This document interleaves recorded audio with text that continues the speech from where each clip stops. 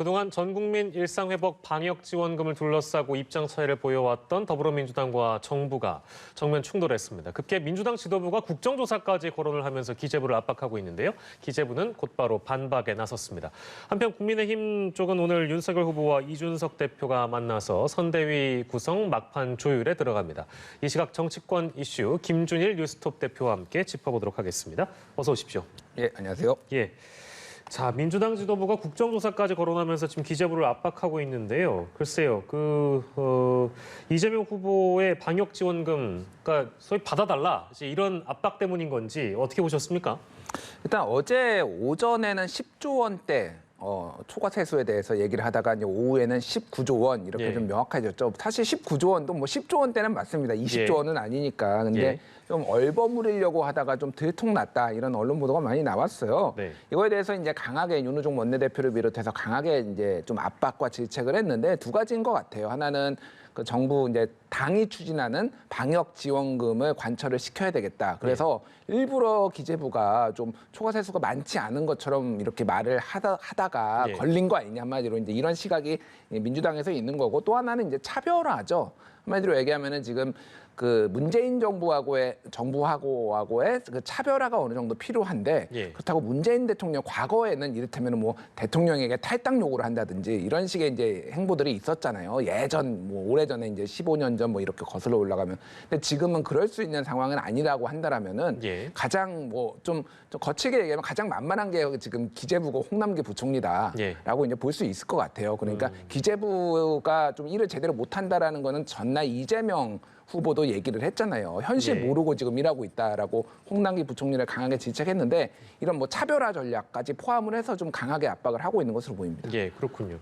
그러니까 기재부, 뭐 민주당 쪽에서는 뭐 홍남기의 벽 이런 표현들도 자주 하는 모양인데 그 기재부의 벽을 과연 민주당이 넘을 수 있을 것인가? 반대로 뭐 기재부가 그동안의 소신을 지켜왔다면 그 소신을 계속해서 이어갈 수 있을 것인가 이제 그 문제인 것인데 어떻게 전망하십니까? 일단 기재부나 정부 입장에서는 좀 자연스러워요. 지금 예산이 없다. 네. 뭐 이제 이것도 다 다른 데 쓸 용도가 있다라고 하는 게 그럼 여기에서 그러면 준비돼 있습니다. 우리가 뭐 이렇게 할 수는 하겠다. 없잖아요. 예, 그렇게 할 수는 없죠. 그럼 야당이 또 얼마나 반발을 하겠습니까? 예, 그런 예. 문제라서 그동안의 행보로 보면 일관된다. 차라리 오히려 되게 자연스럽다라는 건데 뭐 홍남기 부총리 과거 이제 별명들이 이제 홍두삼이 뭐 이런 게 있어요. 예. 계속 이제 협상을 여당하고 벌이다가 결국은 여당의 얘기를 다 들어줬다라는 거를 봤을 때 이게 뭐 아주 뭐 소위 말해서 이제 불가능하지는 않다라고 네. 저는 뭐 보고 있습니다. 그래서 전국민 방역 지원금 지급에 있어서는 규모나 뭐 이런 것들이 좀 바뀔 수는 있어도 예. 여당의 의지가 관철될 가능성이 뭐 낮지는 않다. 저는 예. 그렇게 보고 있습니다. 알겠습니다. 이렇게 전망을 해주셨고요.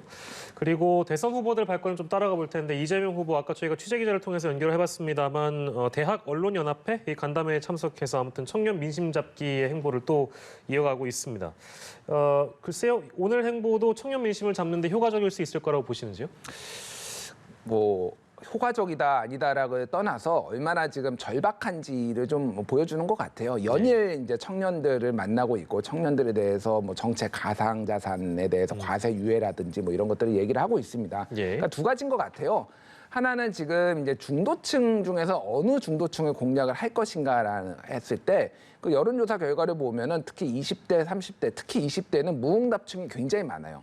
그러니까 아직 결정을 못한 진짜 뭐 이렇게 그들이 뭐 진짜 끝까지 투표를 안 할 가능성도 있지만은 아직은 여유가 가장 더 한마디로 얘기하면 중도층 중에서 덩어리가 좀 제일 큰 쪽이 이쪽이 아닌가라고 이제 판단을 한 것 같아요. 그래서 적극적으로 하고 있는 거고 그리고 또 윤석열 후보도 좀 낮은 편입니다. 그러니까 서로 낮기 때문에 비호감들은 서로 높고 예. 서로 지지율이 낮기 때문에 여기에서는 한번 해볼 만하다라고 예. 이제 본 것 같습니다. 다만 이제 대학 언론 연합회 뭐 간담회나 뭐 이런 뭐 그 전날에는 뭐 기후 활동가 뭐 만나고 그랬습니다. 이게 이제 그 청년들, 그러니까 2030들한테 얼마나 소구력이 있을지는 조금 미지수예요. 그러니까 이재명의 강점들, 그동안 이재명 후보가 그 전에 경기지사나 성남시장 할 때 어떤 장점들이란 건 뭐냐면은 뭐 소위 말하는 행정력이었어요. 예. 근데 여기 지금은 뭔가 물론 청취도 중요하지만은 뭔가 솔루션은 소위 말해서 해법을 제시하는 이런 모습들이 좀 더 부각이 돼야 되는데 이거는 사실은 선대위가 좀 어떻게 보면 장을 만들어줘야 되거든요. 근데 경청하고 그냥 뭐 이런 뭐 잘 들었다 예. 이런 거를 하겠다라고 하는 게 그렇게 2030한테 좀 잘 와닿지 않을 가능성이 있다라고 한다라면은 물론 만나는 것도 중요하지만은 어떻게 그럼 해결할 것인가에 대해서 좀 청사진은 뚜렷하게 제시를 해서 그게 부각되게 만들어주는 것 이것도 되게 중요하다고 보겠습니다. 예.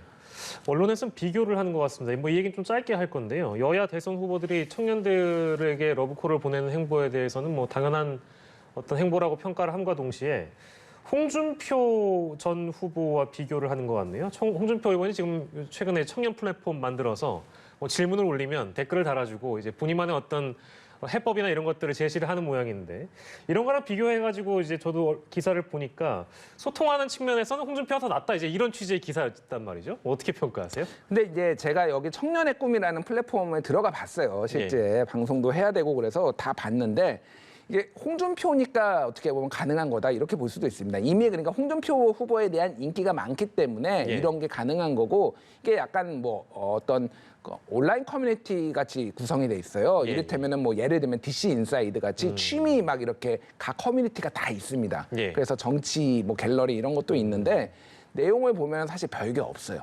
자세히 들여다보면은 뭐 이렇게 되면 청문 홍답 그래가지고 예. 청년들이 물으면은 홍준표가 대답한다 뭐 이런 건데 예. 그냥 와서 그냥 대답해 주는 거예요. 그리고 홍문천답 그래서 장인이 예. 결혼을 반대하면 여러분들은 어떻게 하십니까? 홍준표 후보가 묻더라고요 청년들한테 뭐 이런 예. 사실 대단한 게 없어요. 그러니까 이건 사실 홍준표 후보가 그러니까 의원이 인기가 있으니까 가능한 것이고 예. 다만 이제 경청하는 자세.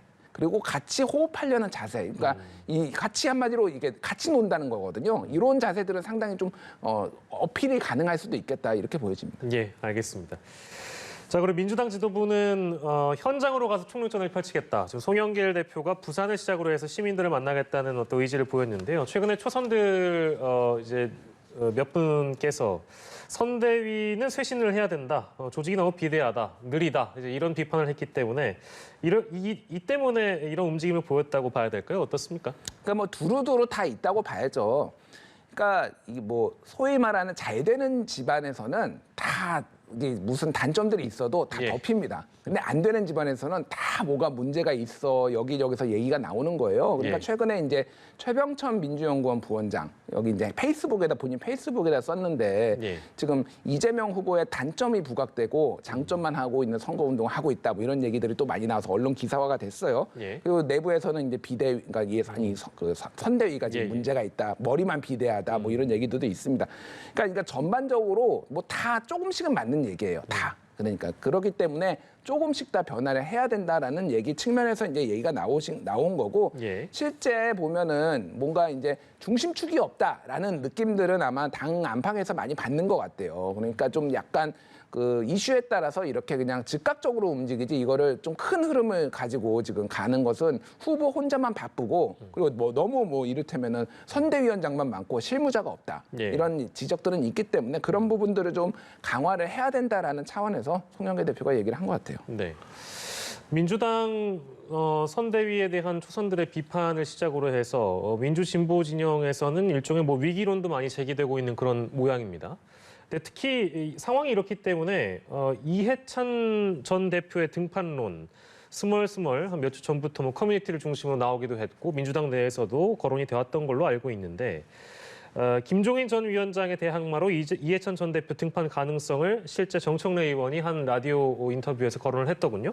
그 가능성은 어떻게 봐야 될까요? 시간 문제라고 보십니까? 일단 고문으로서 조언을 하는 것에 좀 현재는 이제 주력하고 있다라는 거고 알려진 바로는 예전에 이제 그 경기관광공사에 황교 마컬렘 리스트 황교익 씨가 예. 내정됐을 때 그거를 조언을 해가지고 내리는 게 좋겠다라고 한 게 이제 이해찬 전 대표라고 알려져 있습니다. 그런 식으로 이제 조언하는 거에는 이제 최적화돼 있죠.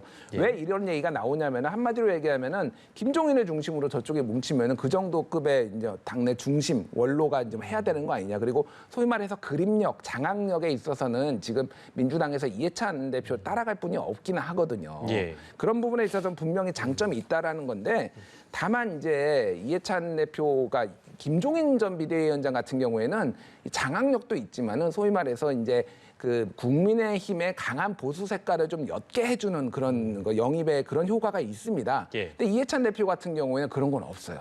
오히려 그러니까 소위 말하는 친문의 어떤 뭐 색깔, 친문 헤게모니가 더 강해 보이는 약간 이런 효과가 있기 때문에 예. 그게 이제 충분히 먹겠지. 다 2020년에는 어쨌든 두 분이 붙어가지고 총선에서 이해찬 대표가 완승을 했잖아요. 예. 그러니까 뭐 그런 거를 이제 민주당에서 생각을 하고 있는데 다만 이제 많이 바뀌었다. 그때 상황하고. 그래서 예. 지난번 그 좀 보궐선 서울시장, 부산시장 보궐선거 때는 이해찬 대표가 그 김어준 씨 그 유튜브에 나와가지고 선거 다 거의 다 이긴 것 같다. 이렇게 얘기를 해서 오히려 좀 상황 판단 못한다 이런 비판도 들었거든요. 예. 그러니까 이게 뭐 분명히 역할은 있을 텐데 전면적으로 등판하는 것이 맞느냐에 대해서는 아마 내부에서도 좀 이견이 있을 것 같아요. 네, 정청래 의원의 이제 생각인 것이고요. 이해찬 전 대표의 등판론이 이제 계속해서 거론되고 있는 상황에서 실제 그럴 가능성이 있는가에 대해서 좀 저희가 짚어봤습니다.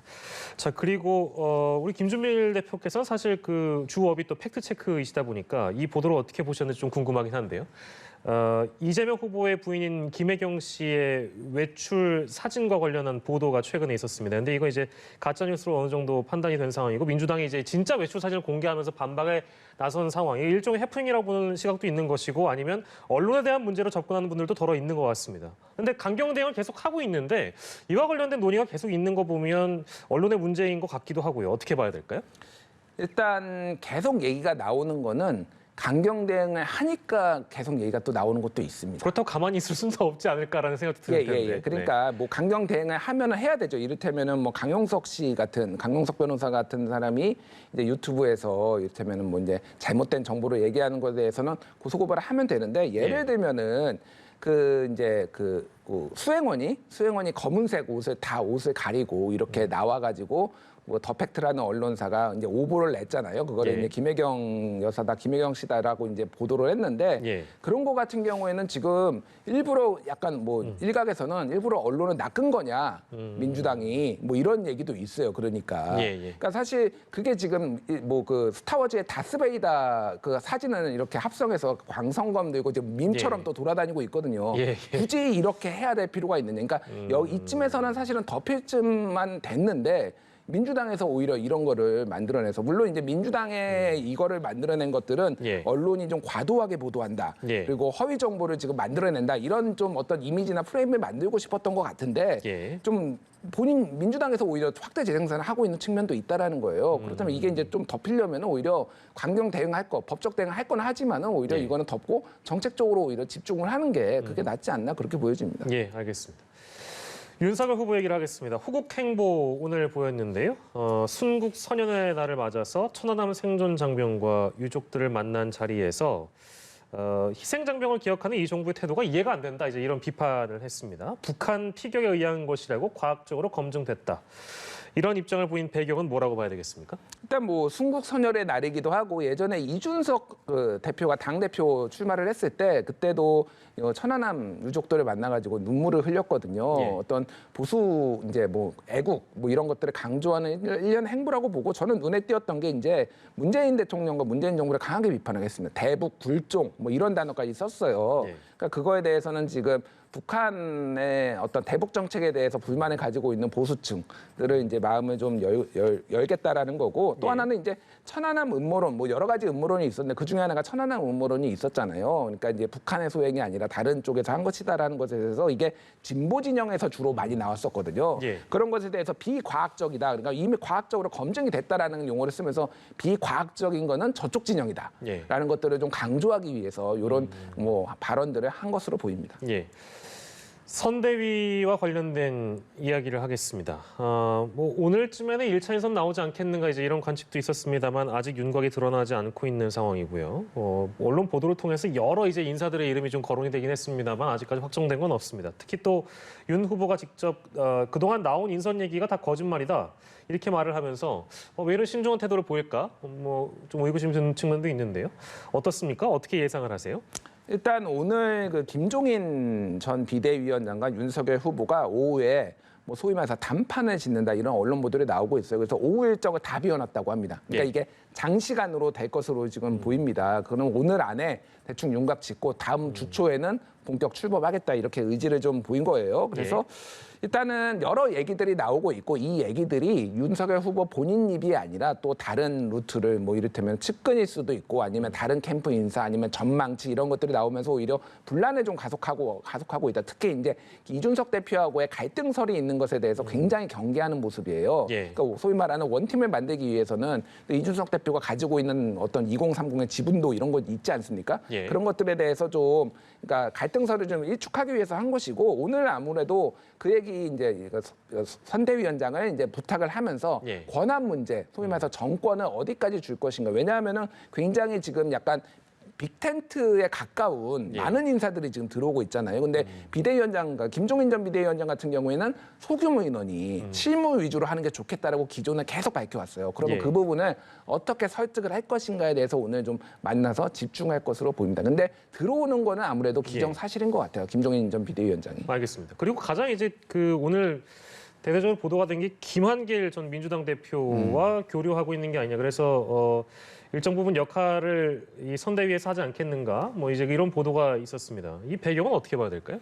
일단 뭐 광주를 가서 광주 다음에 이제 목포에 가가지고 구 동교동계 정치권 원로들하고 식사도 했거든요. 그리고 이용호 무소속 의원 전북이죠. 지금 전북의 지역구가 있는 만나서 도와달라고 얘기를 했고 일명 이제 중도 확장 그리고 호남 확장으로 이제 봐야 될 것 같아요. 그래서 김한길 전 대표 같은 경우에는 어쨌든 이제 소위 말하는 친문, 그 전에는 친노에 이제 반대한 반문이나 반노의 어떤 정치인이었잖아요. 그러니까 한마디로 하면 친문 포위 작전이다. 친문을 제외하고는 다 영입을 하겠다. 어떻게 보면 통합형 정치인이 되겠다라는 본인의 의사예요. 다만 김한길 대표가 사실 뭐 그렇게 들어간다고 해서 엄청나게 많은 사람들을 끌어오고 유권자를 끌어오는 스타일은 아닌 거죠. 그러니까 그런 분은 이미 아닌 거죠. 다만 이제 이 이미지인 거죠. 사실 지금 민주당은 뭐 이제 정책도 중요하지만은 중도 확장이란 것에 있어서 조금 어려움을 정책적으로도 어려움을 겪지만은 사람을 영입하는 데 있어서 상당히 어려움을 겪고 있어요. 그러니까 꼭 원로 정치인이 아니더라도 근데 이제 이 국민의힘 윤석열 후보는 그렇게 하고 있다. 그런 이미지들도 굉장히 중요한 거예요. 그러니까 끊임없이 외연을 확장하려고 하는 이미지 이런 것들을 좀 강하게 주면서 지금 좀 고립 일종의 이제 뭐 친문을 고립시키는 그런 전략을 쓰는 것 같습니다. 교류하고 있다. 반문 빅텐트를 치는 것 아니냐 정도의 기사였습니다. 아직 실제 합류하는지 여부는 단정 짓기는 어려운 상황이고요. 이 내용까지만 오늘 만나보도록 하겠습니다. 이 시각 정치권 이슈를 김준일 뉴스톱 대표와 함께했습니다. 고생하셨습니다.